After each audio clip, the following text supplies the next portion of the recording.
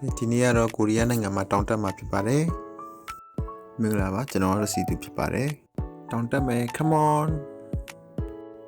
ထုံးစံတိုင်းပဲအစာပိုင်းကတော့ easy လေးပဲတက်ရတာပေါ့နော်ဒါပေမဲ့ဒီဖျားเจ้าကိုကြော်ပြီးတဲ့နောက်မှာတော့လမ်းကြီးကနည်းနည်းဒီမတ်လာတယ်တက်ရတာလည်းပြင်ပန်းလာတယ်ပေါ့နော်ဒီလိုကြီးလေးရှိတယ်ပြီးတော့ချိုတရာလေးကိုရောက်တယ်ချိုတရာလေးရဲ့ဟိုးအောက်ထဲကိုလှမ်းကြည့်လိုက်လို့ရှိရင်တော်တော်လေးတော့မြင့်တယ်ပေါ့နော်လေကလည်းအရန်တိုက်ပါတယ်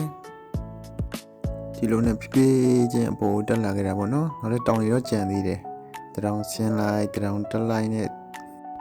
ဆွေးကောင်းကောင်းနဲ့တော်တော်လေးတော့တက်လဲရပါတယ်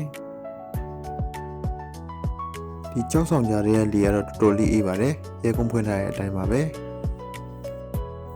တက်လာရတဲ့ပင်မနဲ့ဆိုပေမဲ့အပေါ်ကနေကြည့်လိုက်ရတဲ့မြင်ကွင်းကလုံးဝကိုရှယ်မိုက်ပါတယ်အပေါ်မှာခဏနားပြီးတော့ကျွန်တော်တို့ပြန်ဆင်းပါပြီ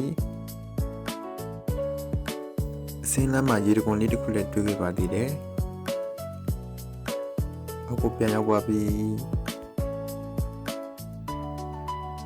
ဒီတောင်ကနေစပြီးတက်တယ်ပေါ့နော်ဒီတောင်ပြီးတော့ဒီတောင်ဆင်းတောင်တက်နဲ့နောက်ဆုံးဒီတောင်ကနေပြန်ဆင်းခဲ့ပါတယ်အားလုံးပဲကျေးဇူးပါ